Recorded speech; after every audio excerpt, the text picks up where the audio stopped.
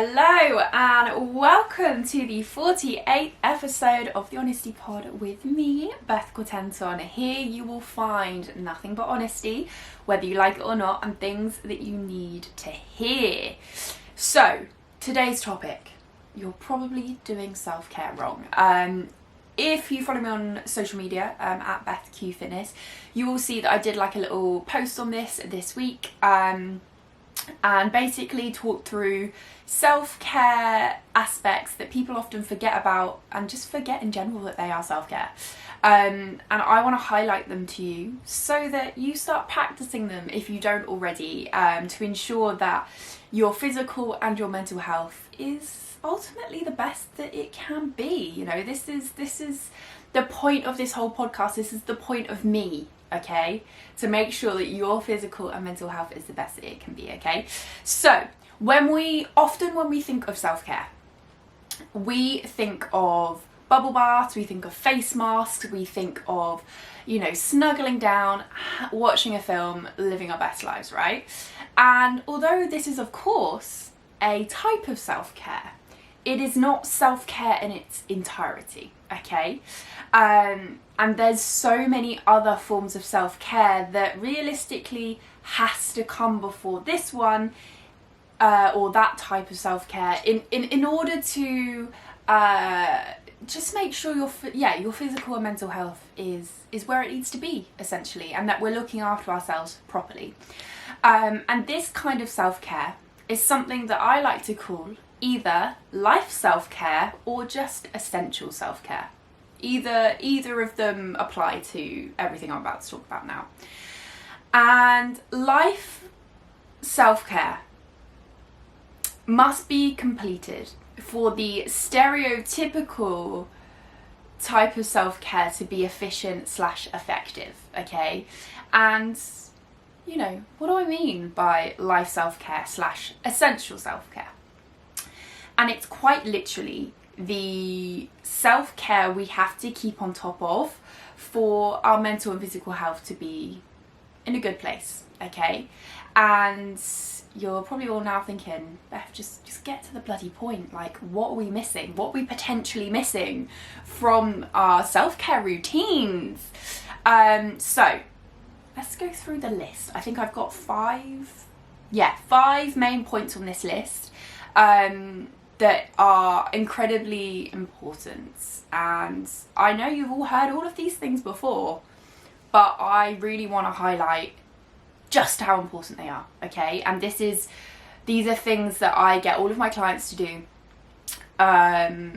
you know, kind of within their habits, their day-to-day habits, and it just ensures that, you know, they're ticking the boxes, they're doing the shit they need to, but not only that, they are being kind to themselves, and they are just being more in tune with yourself, you know, more in tune with your body, etc., etc., which can be very hard if you've got a lot of stuff on, you're maybe stressing about quite a lot of things. It can be hard sometimes to make sure you're doing all of this. However, as long as, you know, I'd say 80% of the time we're pretty on top of the things I'm about to talk through, you should be all good in the hood, okay?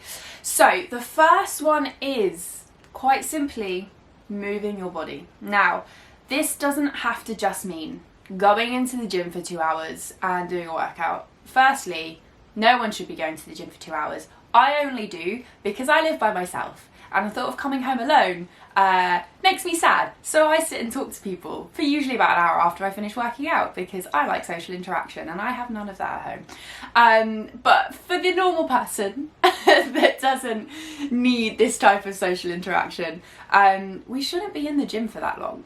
But anyway, moving your body doesn't need to mean necessarily going to the gym. If that's not your cup of tea, absolutely fine, you know.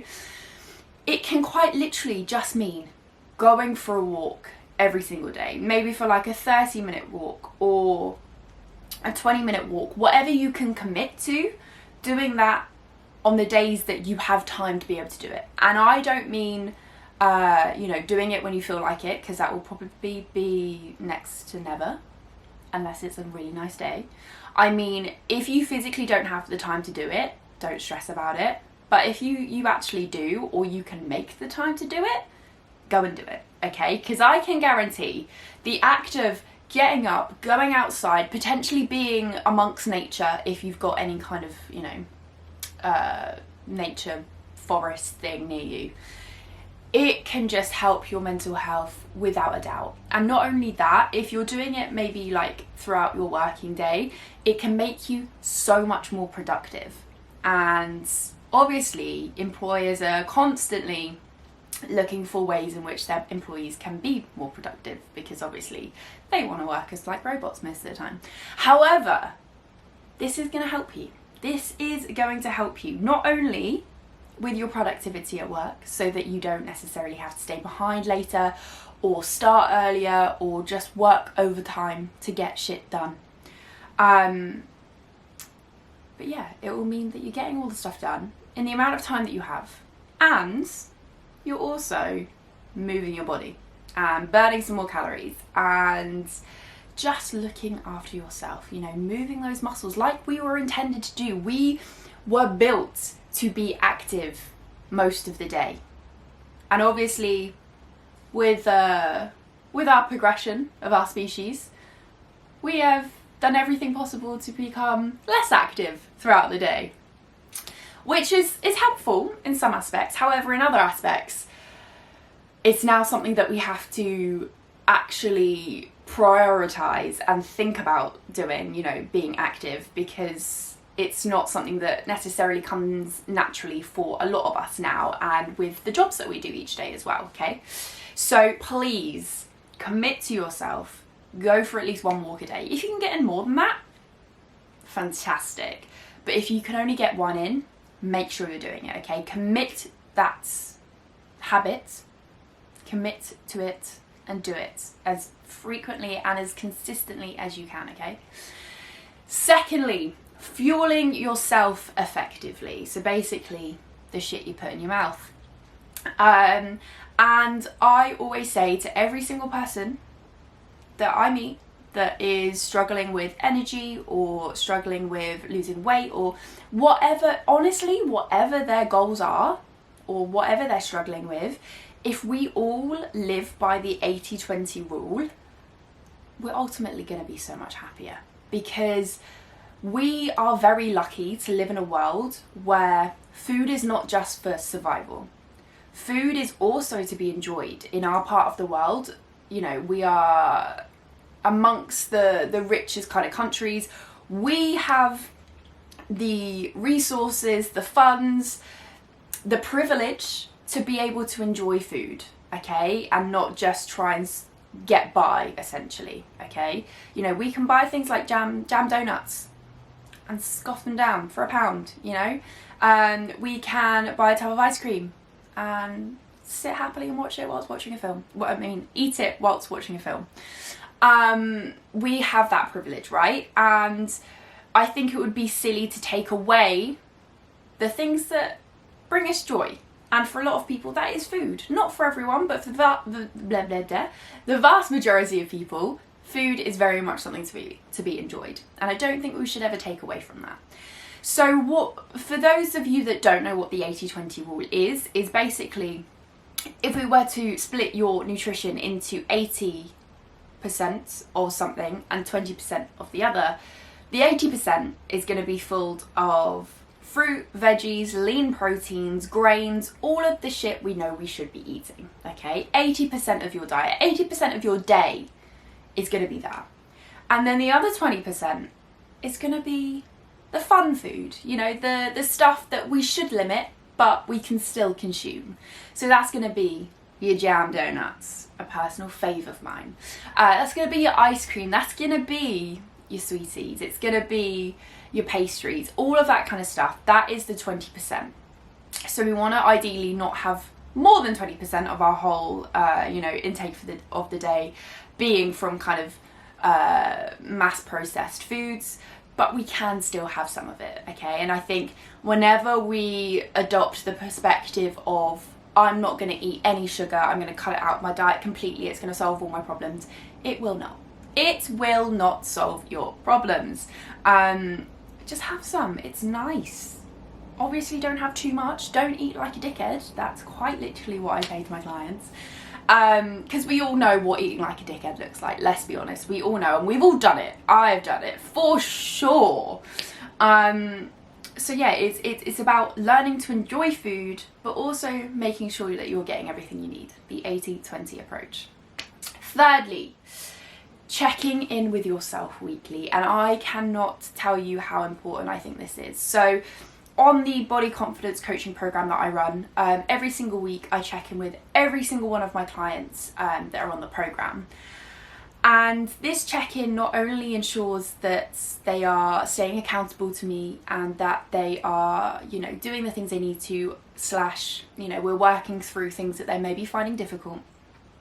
It's also giving them a chance to really tune in with their bodies and their minds and think, how am I feeling right now? You know, is there something that is missing? Is there something that maybe I need to work on a little bit more? Is there something that is not sitting right with me? Is there a conversation that I've had with someone and I don't feel like it's fully resolved? You know, just checking in with yourself every week, if not every day if you can, but obviously for a lot of people that's not always possible, but doing it at least once a week, again, just gets you so in tune with your body, with your mind, and it means that you're more likely to take action on maybe conversations that you need to have with people, or just things that you need to sort out. You know, maybe it's realizing that actually I need to go back to therapy for a little bit, you know, or it might be actually I need to stay away from that person for you know, I need to stay away from them, or I need to limit my contact with them because actually I've realized after we met up on Thursday I was feeling quite drained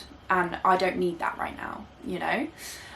So yeah, make sure when you are checking in with yourself each week you've got no distractions. For example, no phone, no laptop, no TV on, no music on, no nothing, okay? Nothing to distract you. Look at a wall if you need to. And take literally 5 to 10 minutes. We can spare that over the course of a week. And quite literally ask yourself, as I said earlier, how you're feeling, whether or not anything is hanging over you from the week, and you know, anything that you haven't resolved or need to resolve or need to take action on, etc, etc. And then it just helps you build a plan of action for the next week and how you're going to potentially diminish feelings of anxiety, overwhelm, stress, etc. Okay, so please check in with yourself weekly, if not more if you can. Right, number 4, which is something that I think we know we all need to do this. We know, but do we do this? Majority of people, no. Number 4 is hydration. Hydration, drinking that sweet H2O. And making sure we're drinking enough of it, not just 1 glass of water a day. Not just 1 glass of water a day. Literally drinking 2 litres. 2 litres. So for example, for those of you watching on YouTube, this is 1.5 litres, okay? So if I was to drink 1 and a bit of these, got my 2 litres in. If you can drink more, or / if you sweat more, we need more in you, okay? Or if, for example, it's really hot, I think we are due another heat wave in the UK if I am not wrong. We need to make sure we're drinking a little bit more. You know, you adjust your water levels for, you know, what you're doing physically and also what the temperature's like outside as well, okay? And whenever anyone tells me that they only drink like 1 glass of water a day, if that, it quite literally makes me look at them as if they are a human sponge and that they are so dry that the sponge is like, chunks of it is coming off because there's just no moisture, you know. And water is, it's just so incredibly, we're literally made up of 70% water, people. Like, if we are not getting and replacing the water that we are, you know, expending in different kinds of ways, there's going to be issues. There are going to be issues, okay? So please get a water bottle if you need it. You know, I always recommend to my clients, make sure you have a bottle with you at all times as a visual reminder to say to yourself, honey, we need to drink. We do not want to be a human sponge. A human raisin, that's also another thing. We do not want to be a human raisin today. So yes, drink your bloody water. Okay, 5th and final one. which when I was kind of typing away for the notes for this podcast, I was like, you know what, this is actually very important. It's something that I've been thinking about over the last couple of months, especially with onboarding new clients, is having a hobby. A lot of adults between like ages 25 35 don't really have hobbies, and that to me baffles me, because I've got quite a few hobbies. Obviously gym and training is one of them. I play guitar, I love reading, I love listening to podcasts, I love learning. So I have quite a lot of hobbies that I do when I've got downtime, or I'm just chilling by myself. I've got shit to do. However, I found that a lot of other people don't have this, and they don't have other things to kind of gravitate towards when they've got free time, or just time where they're not with people, or they've got to like almost occupy themselves. So what they end up doing instead is usually one of these things. Binge watching shit TV that is realistically not adding any kind of impact onto their lives. And that's not me necessarily saying that everything you have to watch needs to be educational or needs to bring value per se. But if we are doing literally watching hours of mind-numbing TV every single day, naturally that's going to have a bad impact on you. It's going to have some kind of negative impact, and we do not want this, okay? So firstly that. Secondly, most people usually go towards alcohol or drugs to kind of pass the time, stop them from actually acknowledging how they're feeling, and maybe even digesting things as well, okay? That's usually another one that people go towards. Or just some other self-sabotaging behaviour. So maybe for some people it might be binge eating, it might be, potentially working too much, because again, they don't want to sit alone with themselves and kind of they don't really know what to do. And again, these things can have incredibly negative impacts, as well as a few positives, don't get me wrong. But yeah, overall, it's, from my experience of talking to a lot of people, usually those that have hobbies are usually not quite as happy, because they don't have things to focus on, to improve on, to progress with. And I think that's very important for us as humans, because obviously we're smarter than most animals, and we need stuff to keep this big old thing busy, our brains busy, okay? So I challenge you, if you are someone that doesn't have a hobby, I want you to make sure that you are looking out for your next hobby, even if it's just one thing. I've got quite a few hobbies, but that's also because I have quite a lot of free time on my hands when I'm not working.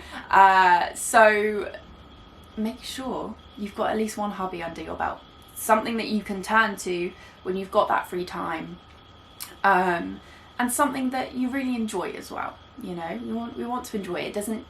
Sometimes it might feel like a chore because of consistency, but on the grand scheme of things, we want it to feel like something that is just for you. You're not getting paid to do it, you're not being forced to do it, it's something that you are willingly choosing to do and that you are excited to progress in, okay? So yeah, get a hobby if you don't have one already. So these are the 5 things that I would say are essential before doing the stereotypical self-care rituals, okay? Once we've nailed these 5, the stereotypical self-care of face mask, bubble baths, that's just adding extra, like, oh, I am looking after myself, and you and me know, when you look after yourself, you instantly feel better. You instantly think, I am bossing life right now. I am looking after myself. I am doing stuff that makes me happy. I am, taking myself out on dates, etc., etc. This is so incredibly important. So I hope that this was helpful and has potentially, inspired you to get the motions going and making sure that we have we're working towards nailing the essential / life self-care that we need. And if you've got any questions, chuck them my way. So thank you so much for listening to this podcast. I hope you enjoyed, and if you did, Please subscribe and follow me on Instagram at BethQFitness, as well as the pod Instagram, which is at The Honesty Pod. Both of the usernames are same for TikTok, so at BethQFitness and at The Honesty Pod. And if you're interested in finding out more about the body confidence coaching program that I run, or have any questions just in general about health, life, fitness, all that kind of stuff, drop me a message on Instagram, preferably at BethQFitness, but also I will answer questions on the Honesty Pod Instagram, but I'm not active on there as much as my personal account, okay? So, I hope you enjoyed. Thank you so much for tuning in again, and I will see you in the next one.